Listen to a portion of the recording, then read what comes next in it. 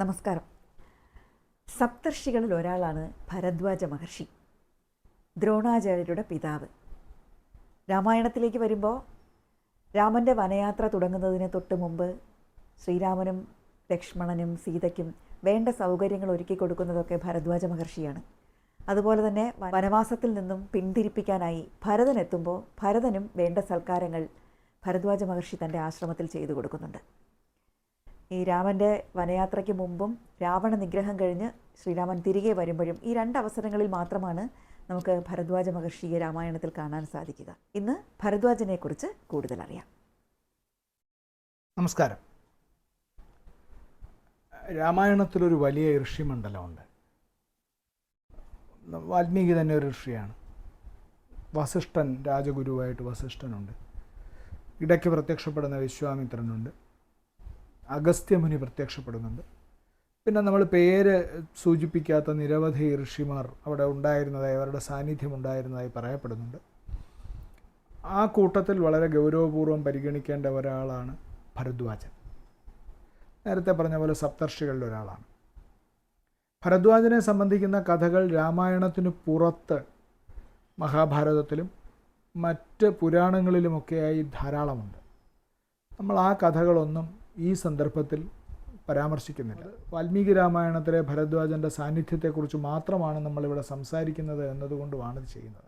ഗുഹൻ നദി കടത്തി വിട്ട ശേഷം ശ്രീരാമലക്ഷ്മണന്മാർ രാത്രി കഴിച്ചു കൂട്ടുന്നു. അവിടെ ഗംഗാതീരത്ത്, ഗംഗയിലാണല്ലോ കടത്തി വിടുന്നത്, അവിടെ വന്നിട്ട് രാത്രി കഴിച്ചു കൂട്ടുമ്പോൾ ശ്രീരാമൻ കുട്ടികളെ പോലെ വിലപിക്കുന്നുണ്ട്.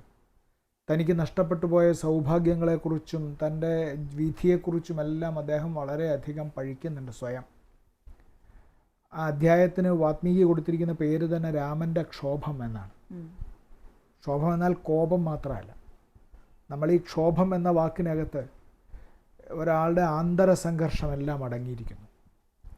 അപ്പോൾ അങ്ങനെയാണ് അവരുടെ ആ രാത്രി കഴിഞ്ഞു പോകുന്നത്. പ്രഭാതമാകുമ്പോൾ രാമൻ സീതയും ലക്ഷ്മണനുമായി ഒരു വനപ്രദേശത്ത് ചെല്ലുന്നു. അവിടെ ചെല്ലുമ്പോൾ നദിയുടെ വലിയ ശബ്ദം കേൾക്കുന്നു. അവിടെ ഗംഗയും യമുനയും തമ്മിൽ സംഗമിക്കുന്ന സ്ഥലമാണ് എന്ന് പറയുന്നു. അതിനുശേഷം അവർ വളരെ അതിമനോഹരമായിട്ടുള്ള ഒരു വനത്തിലേക്ക് പ്രവേശിക്കുന്നു. വാൽമീകിയുടെ ഒരു വലിയ പ്രത്യേകത, വാൽമീകി ഋഷിയായതുകൊണ്ടായിരിക്കാം, വനം വർണ്ണിക്കുന്ന കാര്യത്തിൽ അദ്ദേഹം അസാമാന്യമായൊരു വൈഭവം പ്രകടിപ്പിക്കുന്നുണ്ട്.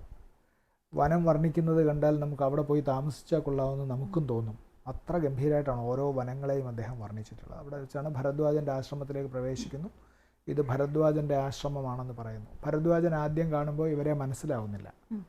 അപ്പോൾ ഇവരങ്ങോട്ട് പരിചയപ്പെടുത്തുകയാണ് ചെയ്യുന്നത്. ഞാൻ ദാശരഥിയായ രാമനാണ്, സീതയാണ് എന്നൊക്കെ പറയുന്നത്. അപ്പോൾ കാരണം എന്താണ് വന്നതിൻ്റെ എന്നവർ ഭരദ്വാജനോട് പറയുന്നില്ല. ഞങ്ങൾക്ക് അങ്ങയുടെ ആശ്രമം കണ്ടിട്ട് വളരെ സുരക്ഷിതമാണെന്ന് തോന്നുന്നു, വളരെ നല്ലതാണെന്ന് തോന്നുന്നു, ഞങ്ങൾക്കിവിടെ താമസിച്ചാൽ കൊള്ളാമെന്നാണ് പറയുന്നത്. പക്ഷേ അങ്ങയുടെ ആശ്രമത്തിൽ അങ്ങേക്ക് ധാരാളം കാര്യങ്ങൾ ചെയ്യാനുള്ളതുകൊണ്ട്, യാഗമുണ്ട്, അതുമായിട്ട് ബന്ധപ്പെട്ട കാര്യങ്ങളുണ്ട്, ഒരാശ്രമപാഠമാണ്, അപ്പോൾ ഞങ്ങൾക്ക് ഇവിടെ തന്നെ താമസിക്കണമെന്നില്ല, കുറച്ചുകൂടി മാറി താമസിച്ചാലും മതി എന്ന് പറയുമ്പോൾ ഭരദ്വാജനാണ് അവരോട് പറയുന്നത്, ഇവിടുന്ന് കുറച്ച് നാഴിക പോയാൽ ചിത്രകൂടം എന്ന് പറയുന്ന പർവ്വതമുണ്ട്, അവിടെയും ഋഷിമാരൊക്കെ താമസിക്കുന്ന സ്ഥലമാണ്, അവിടെ നിന്ന് നേരിട്ട് മോക്ഷം പ്രാപിച്ച സന്യാസിമാർ വരെ ഉണ്ട്, അപ്പോൾ അതുകൊണ്ട് നിങ്ങൾക്ക് ചിത്രകൂടത്തിലേക്ക് പോകാമെന്ന് പറഞ്ഞ് പിറ്റേന്ന് ഭരദ്വാജൻ അവർക്ക് വഴി കാണിച്ചു കൊടുത്ത് ചിത്രകൂടത്തിലെത്തിച്ച് അവരവിടെ താമസിക്കുന്നു. ചിത്രകൂടത്തെക്കുറിച്ചും ഗംഭീരമായ വർണ്ണനകൾ ഭരദ്വാജൻ പറഞ്ഞു കൊടുക്കുന്നുണ്ട്. ഈ ചിത്രകൂടം ഇങ്ങനെയാണ് എന്ന് പറഞ്ഞിട്ട്. പിന്നീട് നമ്മൾ ഭരദ്വാജനെ കാണുന്നത് ഭരതൻ സൈന്യസമേതനായി ചെല്ലുമ്പോഴാണ്. ഭരദ്വാജാശ്രമം വഴിയേ പോകാൻ കഴിയൂ. ഭരദ്വാജാശ്രമത്തിൽ ശ്രീരാമൻ ഉണ്ട് എന്നാണ് കേട്ടിരിക്കുന്നത്. അപ്പോൾ അവിടെ ചെല്ലുമ്പോൾ സൈന്യങ്ങളെയൊക്കെ വളരെ ദൂരെ നിർത്തി ഭരതനും വളരെ വേണ്ടപ്പെട്ട ഒന്നോ രണ്ടോ അനുചരന്മാരും ചേർന്നിട്ടാണ് ഭരദ്വാജനെ കാണാൻ ചെല്ലുന്നത്. ഭരദ്വാജനെ കാണാൻ ചെല്ലുമ്പോൾ ഭരദ്വാജൻ ഇദ്ദേഹം അയോധ്യയിലെ രാജാവാണെന്ന് മനസ്സിലാക്കിയിട്ട് അദ്ദേഹത്തെ വളരെ കാര്യമായിട്ടാണ് സ്വീകരിക്കുന്നത്. ശ്രീരാമനോട് ഒരു കാര്യവും അദ്ദേഹം ചോദിച്ചില്ല, പക്ഷേ ഭരതനോട് എല്ലാ വിവരങ്ങളും അന്വേഷിച്ചു. എന്തിനാണ് വന്നതെന്നൊക്കെ അന്വേഷിച്ചു.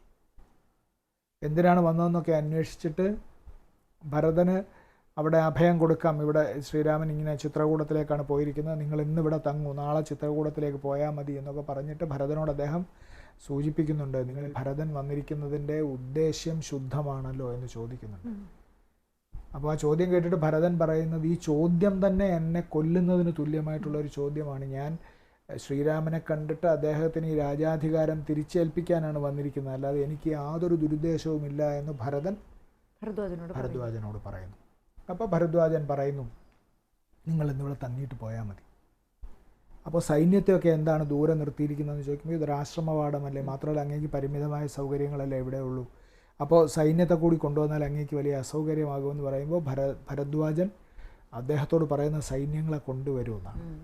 പിന്നെ നമ്മൾ കാണുന്നത് ഒരു മാന്ത്രിക വിദ്യ പോലെ ഒരു സംഭവമാണ് പിന്നെ അവിടെ നമ്മൾ കാണുന്നത്. ഭരദ്വാജൻ അവിടെ ഇരുന്നിട്ട് അദ്ദേഹത്തിൻ്റെ തപശക്തി കൊണ്ട് വിശ്വകർമാവിനോട് അവിടെ വേണ്ട സൗകര്യങ്ങൾ ഒരുക്കാൻ പറയുകയാണ്, ദേവന്മാരോടെല്ലാം പറയുകയാണ്. അപ്പോഴത്തേക്ക് എല്ലാ വിഭവസമൃദ്ധമായിട്ടുള്ള കാര്യങ്ങളും ദേവന്മാരവിടെ ഒരുക്കുകയാണ്. ഭരതന് താമസിക്കാൻ വേണ്ടി വിശ്വകർമാവ് അവിടെ ഒരു വലിയ കൊട്ടാരം തീർത്തു കൊടുത്തു. അപ്പോൾ അയോധ്യയിൽ കിട്ടുന്നതിലധികം സൗകര്യങ്ങളുള്ള ഒരു സ്ഥലത്തേക്കാണ് ഭരതൻ താമസിക്കാൻ വരുന്നത്. ഈ മുഴുവൻ സൈന്യങ്ങൾക്കും ഭക്ഷണം കൊടുത്തു. അപ്പോൾ അത്ഭുതകരമായിട്ട് അവർ ആ സുഖസൗകര്യങ്ങളെല്ലാം അനുഭവിച്ചാണ് രാത്രി താമസിക്കുന്നത്.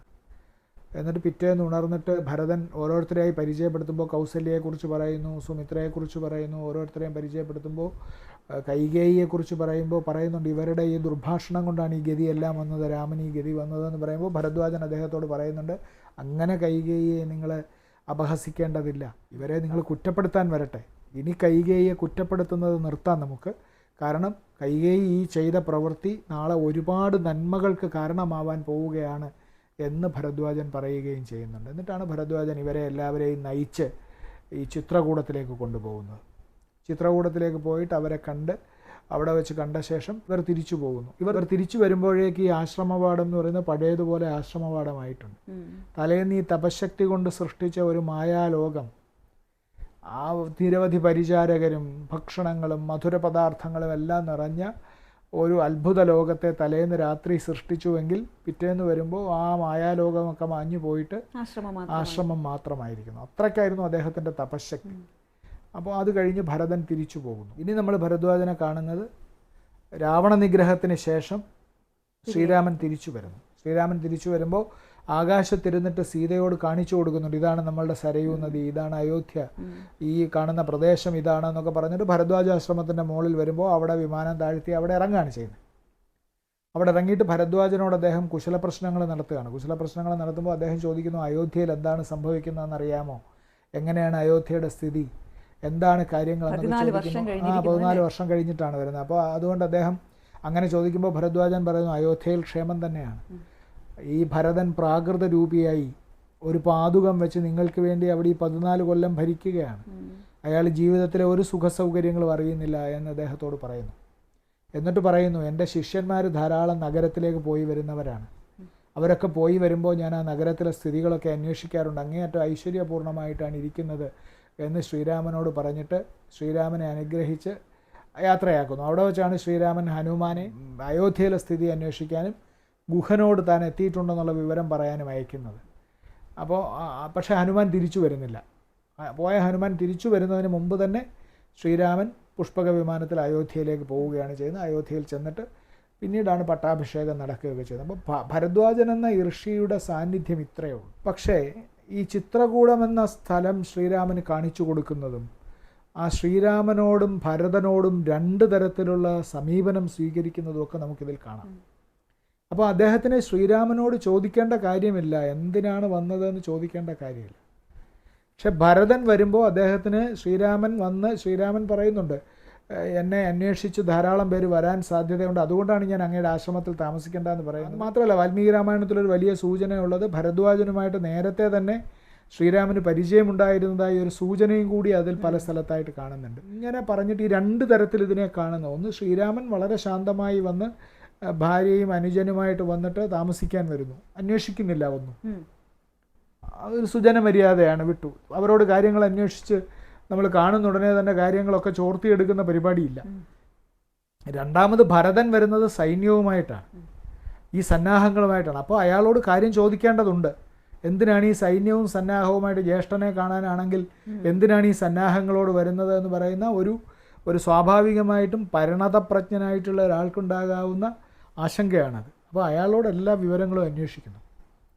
എന്നിട്ടാണ് അയാളോട് കാര്യം ചോദിച്ച് കൃത്യമായി അറിയുന്നു, ഇയാൾ വന്നിരിക്കുന്നത് ശ്രീരാമനെ ആക്രമിക്കാനാണോ അല്ലെങ്കിൽ എന്തെങ്കിലും ചീത്ത ചിന്തയോടുകൂടിയാണോ വന്നത് എന്ന് അന്വേഷിച്ചറിയുകയും ചെയ്യുന്നു. അപ്പോൾ നമ്മൾ മനസ്സിലാക്കേണ്ട ഒരു കാര്യം, ഈ പരിഭാഗം വന്ന സന്യാസിമാരായിട്ടുള്ള ഈ ഋഷിമാരായിട്ടുള്ള ആളുകൾ അല്ലെങ്കിൽ പരിഭാഗം വന്ന ഗുരുജനങ്ങളായിട്ടുള്ള ആളുകൾ കാര്യങ്ങളെ സമീപിക്കുന്നത് എങ്ങനെയെന്ന് നമ്മൾ സൂക്ഷ്മമായി അന്വേഷിച്ചു നോക്കിയാൽ നമുക്ക് ഈ ഭരദ്വാജനൊരു നമ്മുടെ മുമ്പിൽ അങ്ങനെ ഒരു മാതൃകയായി നിലനിൽക്കുന്നതായിട്ട് നമുക്ക് കാണാം. സപ്തർഷികളുടെ ഒരാളാണ്. ഭാരതത്തിൽ ഏറ്റവും അധികം ആദരവ് ഏറ്റുവാങ്ങിയിട്ടുള്ളവർ സപ്തർഷികളായിരിക്കണം. ബാക്കി അനേകം മഹർഷിമാരുണ്ടായിരിക്കെ ഈ 7 പേരെ അവരുടെ ഏറ്റവും സമുന്നതമായ സ്ഥാനത്ത് പ്രതിഷ്ഠിച്ചിട്ടുണ്ട്. നമ്മൾ ആകാശത്ത് നോക്കിയാൽ നക്ഷത്രങ്ങളായിട്ട് സപ്തർഷികൾ എന്ന് വിളിക്കുന്ന നക്ഷത്രങ്ങളെ നമുക്ക് കാണുകയും ചെയ്യാം. അപ്പോൾ അങ്ങനെയുള്ള അതിലെ ഏറ്റവും പ്രധാനപ്പെട്ട ഒരു ഋഷിയെയാണ് വാൽമീകി നമ്മളുടെ മുമ്പിൽ അവതരിപ്പിക്കുന്നത്. നമുക്ക് തന്നെ ഒരു അലൗകിക ശാന്തി അനുഭവപ്പെടും. ഭരദ്വാജൻ്റെ ആശ്രമത്തെക്കുറിച്ച് പറയുമ്പോൾ, ചിത്രകൂടത്തെക്കുറിച്ച് പറയുമ്പോൾ, അദ്ദേഹവും രാമനും തമ്മിലുള്ള സംഭാഷണം വായിക്കുമ്പോൾ, അദ്ദേഹവും ഭരതനും തമ്മിലുള്ള സംഭാഷണം വായിക്കുമ്പോഴെല്ലാം നമുക്ക് ഒരലൗകിക ശാന്തി നമ്മളുടെ മനസ്സിലേക്ക് അനുഭവപ്പെടും. കാളിദാസൻ്റെ ശാകുന്തളത്തിൽ പറഞ്ഞതുപോലെ ശാർങ്ങരവനും ശാരദ്വതനും നഗരത്തിൽ ചെല്ലുമ്പോൾ അവർക്ക് നഗരത്തെ തീപിടിച്ചതുപോലെയാണ് തോന്നുന്നത്. കാരണം ആ ഋഷിയായി ജീവിക്കുന്ന ആളുകൾക്ക് കാനന ശാന്തതയിൽ നിന്ന് നഗരത്തിൻ്റെ വലിയ ഭീകരമായ തിരക്കുകളിലേക്കും അസ്വസ്ഥതകളിലേക്കും പ്രവേശിക്കുമ്പോൾ തോന്നുന്ന ഒരു കാര്യം, നമ്മൾ അയോധ്യയെക്കുറിച്ച് വായിച്ച ശേഷം നമ്മൾ ഈ ഭരദ്വാജ ആശ്രമത്തിലേക്കും ഈ വനപ്രദേശത്തേക്കും നമ്മൾ പ്രവേശിക്കുമ്പോൾ നമ്മളിൽ അത്തരത്തിലൊരു വനത്തിൻ്റെ മഹാശാന്തി കൂടി അനുഭവപ്പെടും എന്നും ഈ സന്ദർഭത്തിൽ പറയേണ്ടതുണ്ട്. ഇനിയുമുണ്ട് ധാരാളം കഥാപാത്രങ്ങൾ. നാളെ മറ്റൊരു കഥാപാത്രവുമായി വീണ്ടും എത്താം. നമസ്കാരം. നമസ്കാരം.